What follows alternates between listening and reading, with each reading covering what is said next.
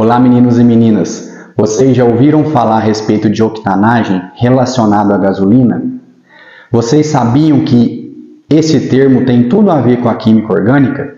É isso mesmo, a gasolina é um derivado do petróleo e o petróleo possui vários componentes denominados de hidrocarbonetos. Dentro desses elementos, nós temos o octano, que é o principal constituinte da gasolina. Quanto maior o teor de octanagem, maior é a temperatura que a gasolina leva para entrar em combustão. Então, quanto maior o teor de octanagem, mais econômica essa gasolina será, melhor para o nosso bolso. Essas informações e várias outras de química orgânica têm tudo a ver com o nosso dia a dia. Nós mesmos somos compostos orgânicos.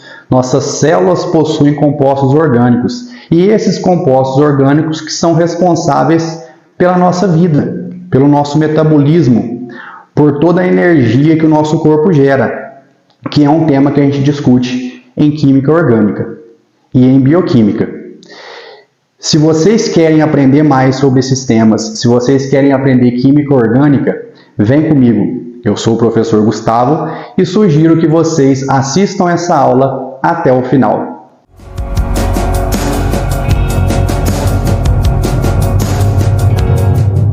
O tema da nossa aula de hoje é hidrocarbonetos. Nós vamos começar por essa função orgânica, que é a primeira função orgânica que nós estudamos. Ela é uma função formada apenas por carbonos e hidrogênios. Não existem outros elementos químicos nos hidrocarbonetos. E nós vamos começar pela nomenclatura. Para que a gente possa saber reconhecer uma estrutura química, para que a gente possa entender sobre aquela estrutura química, a gente precisa do seu nome, a gente precisa da sua estrutura e de várias outras informações. No decorrer dessas aulas, eu estou trazendo informações necessárias para que a gente possa seguir o curso e entender de fato a química orgânica. Os hidrocarbonetos, eles são divididos em alcanos, alcenos, alcinos, cicloalcanos e os hidrocarbonetos aromáticos.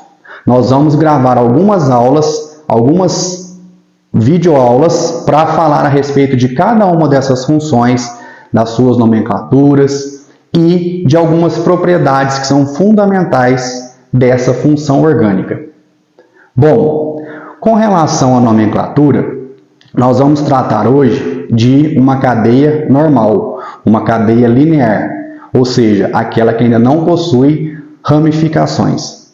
Ramificação é assunto para um outro momento. Para que a gente possa saber dar nomes para estruturas químicas, a gente precisa primeiro decorar aqui algumas informações. O nome químico, respeitando a regrinha da IUPAC, ele vai ser composto por 3 itens. Esses 3 itens são o prefixo, o infixo e o sufixo. O prefixo é aquilo que vem antes. Vai ser a primeira coisa que nós vamos colocar no nome da molécula orgânica. O infixo, ele vem no meio. E o sufixo, ele vem ao final do nome. O prefixo, ele sempre vai indicar para a gente, seja nos hidrocarbonetos ou em qualquer outra função orgânica, o número de carbonos que nós temos naquele composto. Quando nós temos apenas um carbono, o prefixo vai ser met. Quando nós temos 2 carbonos, vai ser et. E assim sucessivamente. Então, para 3 carbonos, prop, para 4 carbonos, but, para 5 carbonos, pent, 6 carbonos, hex, 7 hept, 8 oct, 9 non, 10 dec, 11 undec, 12 dodec e assim por diante. Se nós soubermos esses que eu coloquei no quadro de cor, já é suficiente. Por que disso? Porque quando a molécula começa a se complexar demais, quando é uma molécula muito complexa, com muitas estruturas, com muitos átomos, geralmente a gente vai denominar ela de uma maneira comercial. Nós daremos um nome comercial para essa molécula, assim como acontece nos medicamentos e em moléculas orgânicas que nós vemos aí na indústria. Mas quando a molécula é um pouco mais simples, a gente precisa saber dar essa nomenclatura. E principalmente, a partir do nome, saber desenhar a estrutura a qual pertence esse composto orgânico. Reparem que do 1 até o 4, a gente não tem como fazer uma comparação, a gente precisa decorar. Met, et, prop e but. Mas a partir do 5, a gente começa a falar pent, ex, ept, e fica mais fácil a gente associar. Por exemplo, o Brasil ele é pentacampeão mundial, ele tem 5 campeonatos mundiais. Se ele ganhar o 6º, ele vai ser hexacampeão. Se ele ganhar o 7º, heptacampeão, e assim sucessivamente. Então os demais ficam mais fáceis, sempre lembrando a quantidade de carbonos. No infixo, esse infixo é o que vai mudar na molécula química. Por quê? Porque vai depender da natureza da ligação do carbono. Carbono faz até 4 ligações. Essas 4 ligações podem ser 4 ligações simples, pode ser uma dupla e 2 simples, podem ser 2 duplas, ou uma tripla e uma simples. E a gente precisa indicar isso no nome para que a gente saiba de qual estrutura a gente está se referindo. Então, quando a gente tem apenas ligações simples, o infixo vai ser an. Quando nós temos uma ligação dupla, vai colocar um infixo en, indicando que tem a presença de uma ligação dupla ali naquela estrutura. 2 ligações duplas di-en, porque di é indicativo de 2. 3 ligações duplas tri-en, porque é indicativo de 3. Quando nós temos a presença de uma ligação tripla in, 2 ligações triplas di-in, 3 ligações triplas tri-in. E o sufixo sempre vai indicar para a gente qual função orgânica a gente está se referindo. No caso, o sufixo para hidrocarbonetos vai ser O. Então, todas as vezes que o nome químico, respeitando a regrinha da IUPAC, terminar com a letra O, significa que nós temos ali um hidrocarboneto. Para as outras funções orgânicas, o sufixo será outro. Tudo bem? Parece difícil nos primeiros momentos, mas quando a gente começa a realizar exercícios, treinar, estudar bastante, as coisas vão ficando mais fáceis, nós vamos conseguindo compreender melhor. Para isso, eu trouxe aqui alguns exemplos. Então, veja bem, nós vamos começar com os exemplos pelos alcanos, depois nós passamos para os demais hidrocarbonetos. Reparem que esse alcano aqui, ele tem 3 carbonos. Quando nós temos um alcano, que aqui está representado por estrutura de traços, e aqui a estrutura de linhas, que eu já mencionei que para a química orgânica é extremamente importante, nós, para dar aqui o nome, então, nós vamos partir do princípio de que ele tem 3 carbonos presentes. Essa molécula química possui 3 carbonos. Para 3 carbonos, a gente vai usar o prefixo prop. Então, eu coloco aqui prop. Façam isso separadamente e depois coloquem um nome no início para praticarem. Como a gente só tem ligações simples aqui, o infixo vai ser an, e esse an ele é indicativo de alcano. E quando o sufixo é o hidrocarboneto, termina em O. Depois que a gente fez isso, a gente junta então essas 3 partes formando o nome. Então, prop vai ser o prefixo, an, o infixo, e O, indicativo de hidrocarboneto. Por isso, esse composto ele é chamado de propano. E esse an é indicativo de alcano, ele partiu daqui, ó. No alcano a gente tem um AN. Então é uma forma da gente lembrar que alcano, o infixo é an. Tudo bem?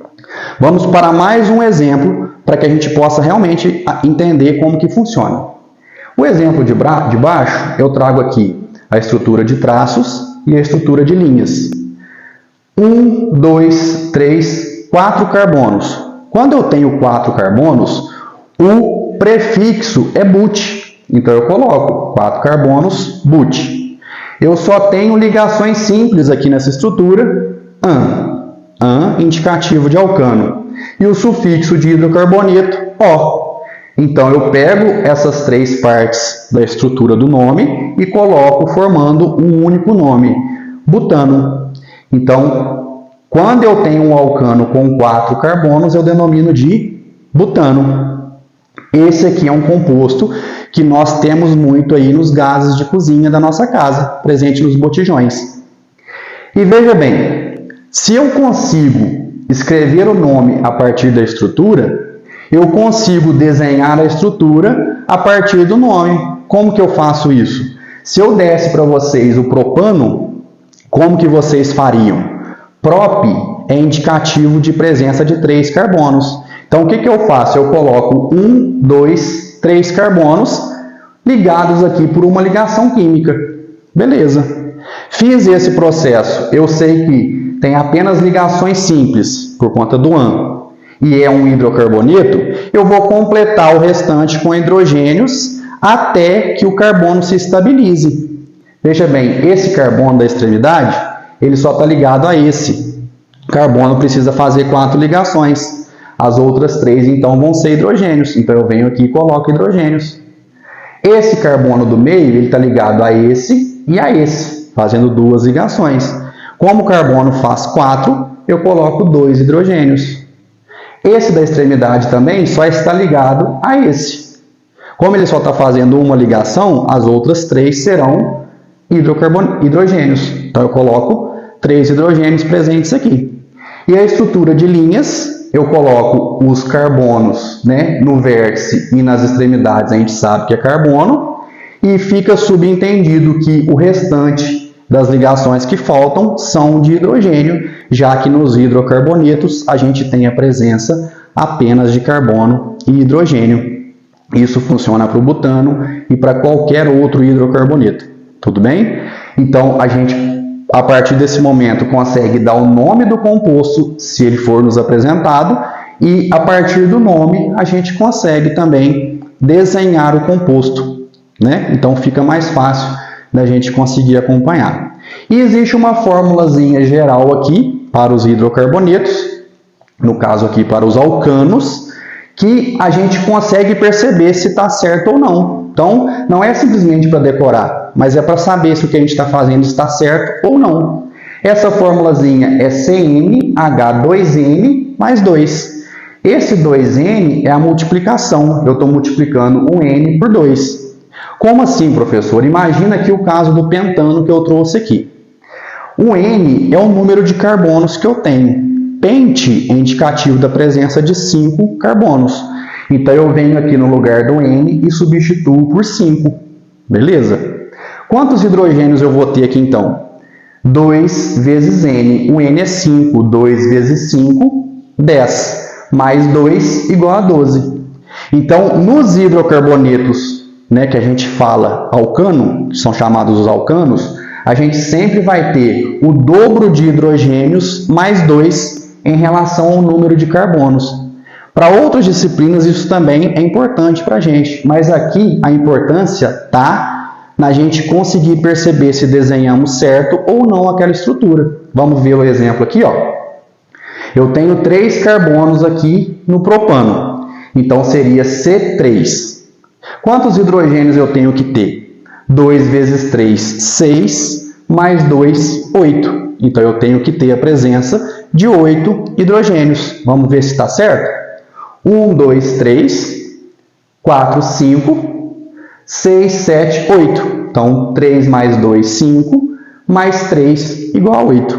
Se eu fizer para o butano, vai dar a mesma coisa. Tudo bem? Com isso, a gente consegue conferir se fizemos certo ou não, para que não falte hidrogênio, para que não passe hidrogênio quando a gente for resolver os exercícios. Tudo bem? Além de entender nomenclatura, saber classificar os hidrocarbonetos, a gente vai estudar também em outras aulas as suas características físico-químicas, as reações químicas pelos quais eles passam, né? Mas vamos deixar isso para um momento a seguir, para outras videoaulas. Eu espero que vocês tenham entendido e na sequência a gente fala a respeito dos alcenos.